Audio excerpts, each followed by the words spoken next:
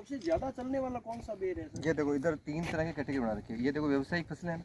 अच्छा ये अच्छा, सारे आप जो- सर इधर आओ, इधर आ दो, आप इधर ये आओ। जो जैसे अपना गोला, हाँ ये सब अपने सबसे ज़्यादा चलता है। ठीक फिर है। ये जो भी बनारसी कड़ाका है, बनारस में बंदी, ये अभी नया थाई के नाम से जानते हैं। थाई ये भी अभी बेर। खूब, हाँ थाई बेर अभी खूब आ रहे हैं। ये कहाँ चल का रहे हैं। यहाँ का अपना लोकल है? ये बाहर से आया हुआ, लेकिन अपने इन इन क्षेत्रों में काफ़ी लोकप्रिय हो चुका है। अच्छा अच्छा ठीक है, अच्छा अच्छा दूसरे क्षेत्रों में तो मिठास कम होगा, क्योंकि वहाँ थोड़ा सा इसका टेस्ट फीका होता है। अच्छा अपने में मिठास थोड़ा क्योंकि सूखा है, जी जी। तो मिठास बढ़ने से क्या है कि ज़्यादा पॉपुलर है, ज़्यादा अच्छा काफ़ी दृष्टि से ये ज़्यादा की तोड़ना ठीक है। तो तुड़ाई की लागत तभी कम आएगी जब फल बड़ा होगा। हाँ हाँ उसको तोड़ोगे 20 किलो टूटेगा, हाँ। और ये तोड़ोगे तो 100 किलो तोड़ देगा। जी। इसके 20 और इसके 100। अच्छा ये ऐसे तो जल्दी टूटेगा। और पानी इसको कम चाहिए होता है। पानी इसको ज़्यादा चाहिए। पानी के मामले में इसको पानी ज़्यादा चाहिए। इनको जो अपना जो देसी है उसको कम पानी चाहिए, कम। हाँ उसको उसको तो 4 से 5 6 मैक्सिमम 6 अगर सिंचाई कर दो ना, तो वो बहुत बम्पर उत्पादन दे देता है अपने क्षेत्र में। इसको चाहिए 10 बार, 10 बार पानी से भरना पड़ेगा, 10 बार पानी देना पड़ेगा। तो अपने यहाँ पे तो पानी की वैसे कम है, तो फिर कैसे करेंगे? पर ऐसे इस समय पानी की मांग अपने पास सबसे ज़्यादा कम कब कहाँ होती है? अपने यहाँ होती है नहर बनती है मार्च के बाद। इसमें पौधे में अपनी पत्तियां झाड़ के उसको पानी की जरूरत ही नहीं है। अच्छा ठीक है। इसको पानी कब चाहिए? सितंबर के बाद। सितंबर में फूल आ जाते हैं। अक्टूबर, नवंबर, दिसंबर, 3 महीने इसको पानी चाहिए। अच्छा 3 महीने चाहिए। तो उसकी मात्रा, क्योंकि अपना सिंचित क्षेत्र हो गया, पहले हाँ। अलग बात थी, अच्छा। अब थोड़ा सा अलग चेंज है। जहाँ पानी की आपके पास उपलब्धता है, वहाँ इसकी तरफ जा सकते हैं। और अपनी जो बावल, हाँ वहाँ पे एक सेंटर है। अच्छा ठीक है। ये संस्था लगभग 3 दशक से यहाँ पे काम कर रहा है। जी तो यहाँ पे शुष्क वाला जो पर्यावरण है, हाँ इकोसिस्टम है, जी सर उसके लिए क्या क्या फल, क्या क्या सब्जी, ठीक। और जो उद्यानिकी की जो चीज़ें यहाँ पे विकल्प है, अच्छा ठीक वो है। क्या हो सकता है यहाँ पे, उस एक दिशा में सब अनुसंधान करने के लिए जी ये जो संस्थान का ये जो एक कल्पना की गई, और इसका एक फाउंडेशन स्टोन लगभग 1993 में आ गया। उससे पहले जो भी है ना, तो एक नेटवर्क था। जी जी। ये जो ऐसी जो नेटिव क्रॉप है, तो रेतीला इलाके में जो आता जी है, जी। तो उसका जो बढ़ावा कैसे दे दें। ये हाँ। नेटिव क्रॉप अपना हाँ। इंडिया का है, अपना राजस्थान का है, अपना तार का है। जी जी। अगर उस पर अगर आप हमने लक्ष्य नहीं दिया, हाँ तो एक दिन ये सारे जो गायब हो जाएंगे। जी जी। जब हमको सचमुच चाहिए, हाँ तब वो नहीं मिलेगा। ये सारे जो नेटिव क्रॉप इसलिए इम्पोर्टेंट है, जी तो आपने अभी अभी एक प्रश्न पूछा कि पानी कितना चाहिए होगा। जी जी। ये सारे जो वनस्पति यहाँ के हैं, हाँ। बहुत सारे वनस्पति बिना पानी या बारिश के पानी हाँ जितना भी बरसात के- मिलता है, जी जी जी। उसी से जीते हैं। हाँ लेकिन तो सबसे उसमें बड़ी दिक्कत यही हाँ है। यस, हाँ। उसमें ये है एक समस्या कि जितना आपका जो प्रोडक्शन देना है, हाँ जितने क्वालिटी का फ्रूट चाहिए, जी जी। वो आपको मिलेगा नहीं। हाँ तो वहाँ पे कुछ अनुसंधान की ज़रूरत जी पड़ी। जी। तो उनको जो कैसे इस तरीके के फल देने वाले जो वृक्ष में हम उसको बदल दें, और अच्छा। उसका जो किस्म जो भी नया वाला किस्म उसका विकसित करें, जी। इसी का जो एक अनुसंधान जो भी है, एक मेन लक्ष्य था ए- यहाँ पे। एक से जैसे ना पर पौधे पे जैसे महोदय ने बताया कि हाँ। अपने हमारा जो काम होता है कि इसकी वृक्ष की उत्पादकता कैसे बढ़ाई जाए। ठीक कि है। एक तो झाड़ी है, अपने जी। आप उग रही है। हाँ एक हम उसको ज़्यादा उत्पादन, उसका कितना क्षमता कितनी है, उसकी उत्पादन की क्षमता बढ़ाने के लिए हम उपाय करते हैं, वही हम किसानों को बताते हैं। तो अपने क्षेत्रों में जो देसी जैसे गोला है या सेब है या हाँ। मुंडिया है या इन तीनों फसलों की अपने से 60 से 70 किलो एक वृक्ष के ऊपर आसानी से अपन को मिल जाता है। अच्छा तो संतुष्ट जो 8 से 9 साल का वृक्ष होना चाहिए, जी है ना। अपन इसका उत्पादन मानते हैं कि तीसरे साल से शुरू होता है, और 6 साल का जो पौधा होता है उससे उसकी व्यावसायिक स्तर पर वो उपज देना शुरू कर देता है, और उसका व्यावसायिक स्तर 35 साल तक वो उपज देता रहता है। 35 साल 35 साल तक। अब ये जो थाई है उसमें आप देखोगे कि इसकी उत्पादकता 70 से 80 किलो, कई बार एक एक क्विंटल एक एक पेड़ के ऊपर होता है। जी। तो इतना क्षमता है। यही अगर अपन हरियाणा की तरफ चले जाएंगे, जहाँ थोड़े वातावरण में नमी भी है, पानी भी उनको ज़्यादा मिलता है, तो 200 किलो एक एक पौधे से आराम से उपज हाँ मिलती तो सबसे पहले तो क्या है कि ना किसान यही देखता है कि अपना प्रॉफिट कितना होगा, मान लो इस हिसाब से ना। तो एक पौधे की कॉस्ट क्या आती है सर? है। एक पौधे की अपन सारा कुछ यहाँ पर काम करते हैं, 100 से 150 रुपये एक पौधे पर अपन खर्चा कर सकते हैं पूरा उत्पादन लेने के लिए। अब 100-150 रुपये में आपको अगर 70-80 किलो 50-60 किलो अपन बता रहे जी, हैं, जी। तो 60-50 किलो मान के अपन चलते हैं नीचे, तो 50 किलो पे के लिए 150 रुपये में 50 किलो आपको उपज मिल जाएगी। और इसका देखभाल के लिए क्या सर है? देखभाल में देखो सबसे इसका यही है कि सबसे ज़्यादा ये क्या, जो भी बगीचा अपन लगाना चाहें, है। बगीचा लगाने से पहले सब चारों तरफ से पहले तारबंदी होनी चाहिए, क्योंकि है। ये जो अपने ब्लू बुल की प्रॉब्लम, जहाँ नील गाय जहाँ हाँ, है ना, नील गाय तो इसका प्रिय ये प्रॉब्लम। पाला, क्योंकि पाला उनके लिए होता है, हाँ। गायों के लिए या जी, पशुओं जी। के लिए, हाँ। क्योंकि अपना जो राजस्थान का ये क्षेत्र है, ये पशु आधारित कृषि का एक मॉडल है। जी। क्योंकि अपने यहाँ पहले जैसे ऊँट होते थे या भेड़ होती थी, हाँ, बकरी होते थे, उनके भेड़ बकरी और ये उनका जो पाला बनता था, इनकी पत्तियों का जो पाला हाँ। बनता था, वो उनके लिए होता था।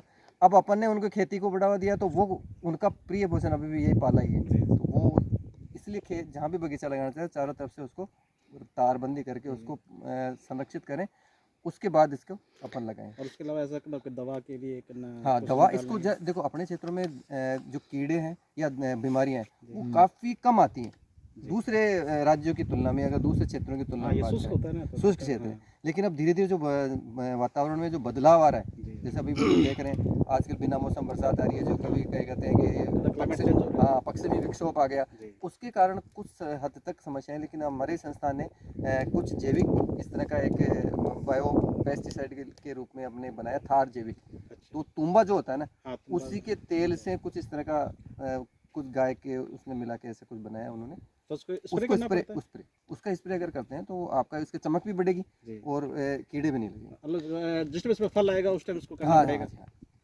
सर सही टाइम पे तोड़ने के बाद में उसकी लाइफ क्या रहती है? मतलब एक बेर की जो है, जैसे जो नेचुरल जो बेर था, उसकी जो तुलना छोटा में। लाल वाला, उसके कंपैरिजन में। हाँ, इसकी जो देखो अपन बेर की जो तुड़ाई का अपन ज़्यादातर जहाँ मानते हैं, जो किसान भाई अपनाते हैं, वो करते हैं तो या तो उस टहनी को हिलाते हैं जी। या डंडे से तोड़ दें।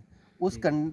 परिस्थिति में इसकी जो लाइफ है, जो उसको अपन में कहते हैं भंडारण क्षमता कहते हैं हमारी भाषा में, वो कम हो जाती है। तो उसके लिए डंठल के साथ अगर कोई फल टूटा हुआ है, हाथ से तरीके से अगर तोड़ा है, क्योंकि अगर फल ऊपर से नीचे गिरेगा तो अपन को पता है नुकसान होना है, उन फलों की भंडारण क्षमता की ज़्यादा अच्छी नहीं होती।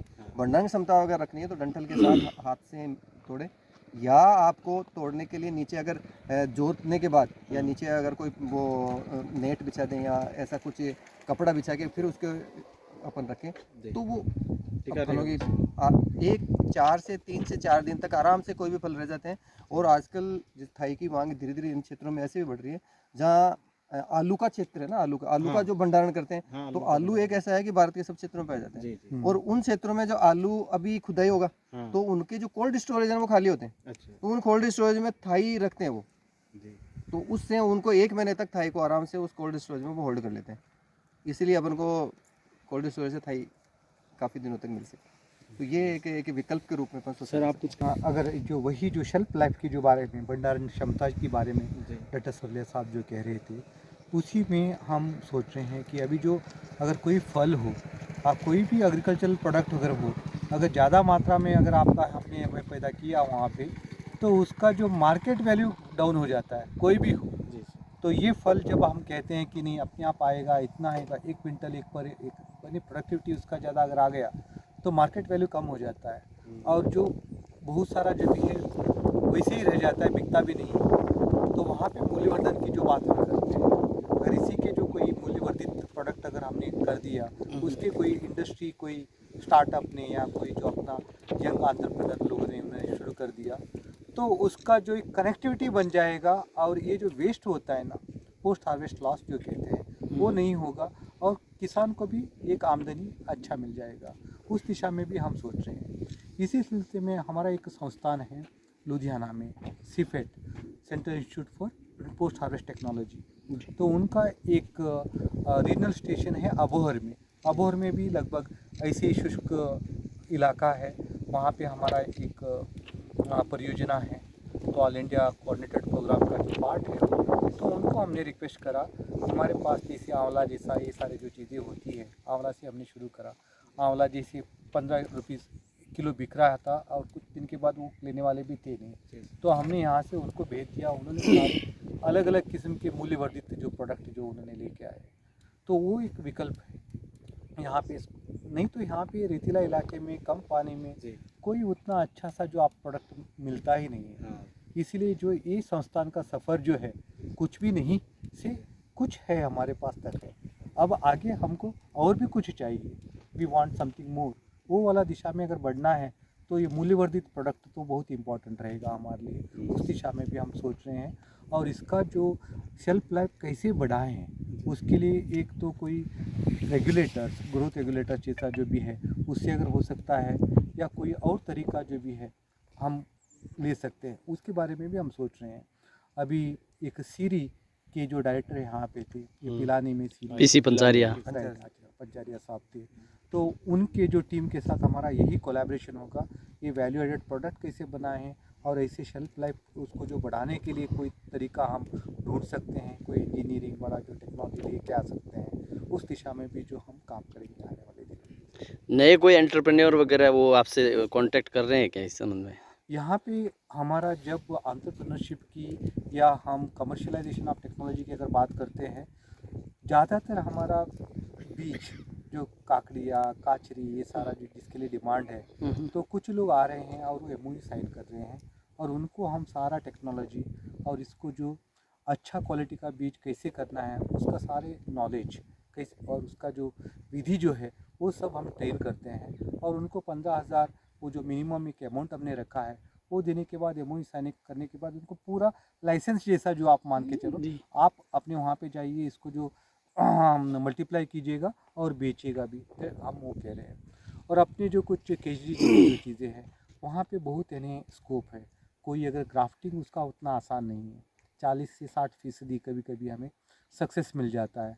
तो वो लोगों को अच्छी तरह से ट्रेन करके हमने कोई ऐसी नर्सरीज अगर बना दें हाई क्वालिटी प्लांटिंग मटेरियल की, तो उसके लिए भी अपना जो एक कोलैबोरेशन एंटरप्रेन्योरशिप ये इंक्यूबेशन की जो आज बात होती है स्टार्टअप के लिए, वो यहाँ पे हो सकता है। उस दिशा में भी हम काम कर रहे हैं। नया जो एंटरप्रेन्योर है वो कहाँ संपर्क करे इस काम के लिए? अपने यहाँ पे एक ITMU एक यूनिट है, टेक्नोलॉजी मैनेजमेंट यूनिट हम जो कहते हैं उसको, तो वहाँ पे डॉक्टर धुरिंदर सिंह अपने एक प्रिंसिपल साइंटिस्ट वरिष्ठ वैज्ञानिक हैं, तो उनसे अगर आप मिलें तो आपको बता देंगे कि हमारे पास क्या क्या विकल्प है क्या ये जो कोई स्टार्टअप शुरू करने के लिए। और जब तक जो मूल्यवर्धित जो प्रोडक्ट के लिए अगर हम बात करेंगे, ज़रूर हम अपना जो सिस्टर इंस्टीट्यूट सिपेट लुधियाना में है उनका भी सहायता ले लेंगे ताकि उसका जो सारा जो स्टार्टअप अच्छी तरह से चले। मेरा जो सजेशन वैसे स्टार्टअप वालों के लिए यही है कि एक ही विकल्प या एक ही फल के आप नहीं सोचना नहीं चाहिए, जितने आपके पास फल है। अब जो हम यहाँ पे बेर की बात करते हैं, हम अनार की बात करें, ये हमारे पास सिट्रस है, सिट्रस में जो नींबू वर्गीय जो फसल है तो उसमें बहुत सारे विकल्प है। अगर वो सारे जो मिला के अगर सोचे पूरे के पूरे कैलेंडर ईयर में जनवरी से दिसंबर तक कोई ना कोई जो चीज़ उत्पाद आपको मिलते रहेगा, उसका जो मूल्यवर्धित जो प्रोडक्ट आप जो सोचोगे पैक करोगे उसको, उसका वैल्यू 1-2-3 गुना बढ़ सकता है, मुनाफा अच्छा हो सकता है। सिर्फ वो जो स्टार्टअप के लिए आज जो एंटरप्रेन्योर जो है उसी के लिए नहीं, किसान के लिए भी एक जो लगता है कि नहीं इससे कोई फ़ायदा है, नहीं तो आधा से ज़्यादा जो आपका फल सारा वेस्ट हो जाता है, उसको रोकना है, तो उसका जो आमदनी बढ़ाना है, उसका उस दिशा में हमारा कोशिश जारी रहेगी। एक्सपोर्ट वगैरह भी कुछ हो रहा है क्या सर इसमें? एक्सपोर्ट में जो भी है, अब यहाँ के जो शुष्क बागवानी से क्या क्या चीज़ें एक्सपोर्ट होते हैं जो थोड़ा देखो अपने क्षेत्रों में एक झड़बेर काफ़ी होता है, जो छोटी होती है ना, जो दिवाली के टाइम आती है जिसको झड़बेर कहते हैं अपन। अच्छा वो छोटे बेर। हाँ, जैसलमेर का पूरा जो क्षेत्र है अपना, जैसे ओरण है, जहाँ कम्युनिटी लैंड है, जहाँ वेस्ट लैंड है, उनमें वो नेचुरल रूप से होता है। तो ऑर्गेनिक के नाम से आपने देखा होगा सारी ट्रेन के माध्यम से ये जाते हैं, है ना। तो ये इस तरह का एक्सपोर्ट होता है। एक्सपोर्ट का मतलब सीधा जैसे अपने नागौर है तो वो सुखा के उसका बेर का चूर्ण बनाते हैं, तो चूर्ण के रूप में जाता है। या कुछ जो ताज़ा फल है वो भारत में क्या कि 70 देशों में इसकी खेती होती है। तो अपना बांग्लादेश और गल्फ कंट्री ये दो अपने ऐसे टारगेट करते हैं कि वहाँ इसकी मांग रहती है। तो बाकी तो पाकिस्तान भी तैयार कर रहा है, ईरान, इराक, ये सब देशों में इसकी खेती बहुत ऐसे होती है। तो इसका एक्सपोर्ट तभी होगा जब अपन प्रोसेसिंग की तरफ जाएंगे, इसका वैल्यू एडिशन की तरफ जाएंगे। जैसे चाइना में, तो चाइना में क्या करते हैं, जैसे बेर है तो बेर को चाइनीज़ डेट के नाम से बेचते हैं। अपने जैसे अपना खजूर बेचते हैं डेट, तो चाइनीज़ डेट, तो गुठली निकाल कर उसको पैकिंग कर देते हैं। तो इस तरह का अगर अपन सोच एंटरप्रेन्योर अगर आगे आते हैं तो वो काफ़ी फ़ायदा होगा। दूसरा, इसका जैसे फल का बनना होता है अक्टूबर से लेकर जनवरी तक। अगर मौसम सही नहीं है, अगर हवा चलती है तो सारे फल कई बार गिर जाते हैं। तो इसका पोल्ट्री फीड में काफ़ी स्कोप है। क्योंकि अपने जिस हिसाब से मुर्गियों का दाना जब बनता है जी, ना, जी। तो उनके लिए ये काफ़ी अच्छा एक स्कोप हो सकता है और इसमें एंटरप्रेन्योर्स आ सकते हैं और उस वेस्ट का भी उनका काम भी आ जाएगा और उनके लिए एक अच्छा एक पोषण युक्त आहार भी मिलेगा। तो इन क्षेत्रों में आगे आने की ज़रूरत है और इसको अपनाने की ज़रूरत है, जिससे अपन को कुछ मुनाफा किसान को मिलेगा और फ़ायदा हो सकता है उससे। किसान तो सभी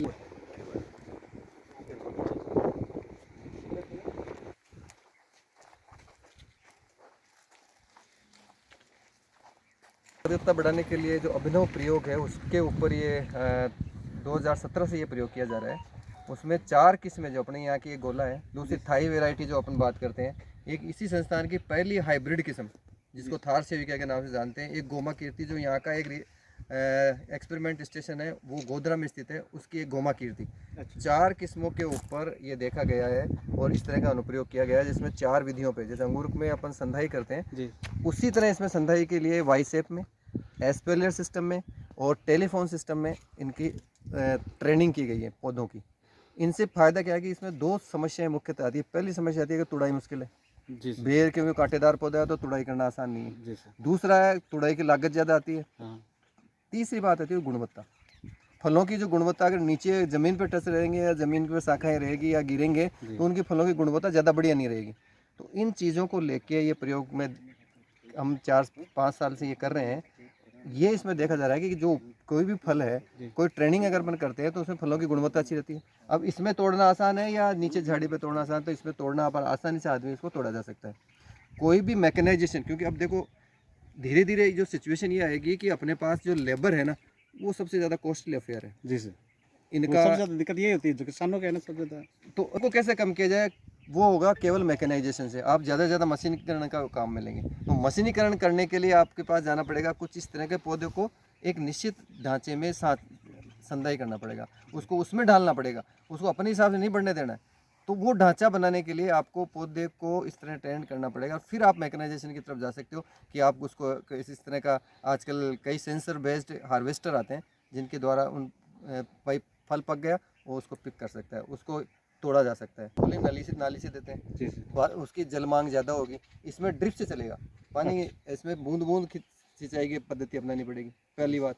दूसरी बात कहती है इसमें कुछ स्ट्रक्चर बनाना पड़ेगा, जो शुरुआत की जो लागत है वो ज़्यादा रहेगी, लेकिन ये लागत पहली फसल के अंदर खत्म हो जाएगी, बराबर हो जाएगी दूसरी फसल से आपके बराबर। और इसमें ज़्यादा पौधे लगा रहे हैं, उसमें आप 1 हेक्टेयर में जो पौधे लगाते हैं, जैसे अगर 6x6 के करते हैं 277 पौधे लगाते हैं, इसमें 550 पौधे आप आसानी से लगा सकते हो। तो वो वहाँ कंपनसेट हो जाएगी ज़्यादा पौधे अगर एक इकाई क्षेत्र में, क्योंकि अब धीरे धीरे आपको पर पौधा उत्पादन से ज़्यादा फायदा नहीं होगा, आपको प्रति इकाई क्षेत्र से कितना उत्पादन ले रहे हैं उससे ज़्यादा किसान को फायदा होगा। इस सिस्टम हम जो कहते हैं, तो आप एक बार देख सकते वो हैं भी वहाँ हाँ, पे। बिल्कुल। वाई अच्छा, तो इसका जो भी है, जी। इसको कलम के साथ में। हाँ राइट, इसको ट्रेन इसको किया पूरे के पूरे ट्रेन किया जाता है जी। ताकि ये बहुत फैल ना जाए जी सर। चारों तरफ से। तभी जैसे ये वाला जो आ जाएगा, अगर इसके अंदर से आप ट्रैक्टर भी घुमा और ऑटोमेटिकली जो कोई मशीन अगर बाई चांस अगर आगे आने वाले दिनों में मिल जाता है, इसके लिए कलेक्ट करके, तो वो अगर मैकेनाइजेशन अगर करना है, जी सर। कोई ऐसे फसल आपको करना पड़ेगा जो इसका हार्वेस्टिंग टाइम पे यहाँ पे नहीं रहना तो चाहिए। जैसे हमारे यूपी में था, तो अयोध्या के समय में और कोई भी इंडस्ट्री जो है, तो इसमें भाई देखा आपने, इसमें एक केवल एक इवन टच करने से वो जो कांटे भी इतना शार्प होते हैं ना, उसके बाद बहुत दर्द होता है कहीं भी जो भी अगर हो। इसका कांटा उल्टा होता है, एक सीधा एक उल्टा अंदर होता घुस जाता है, है। ये हाँ, वो निकलता नहीं है। एग्जीबिशन में भी थे। हाँ, लेकिन और दूसरी बात आपको देखना है कि इसमें कांटे ज़्यादा नहीं है। हाँ, इसमें हार्वेस्ट इजी है।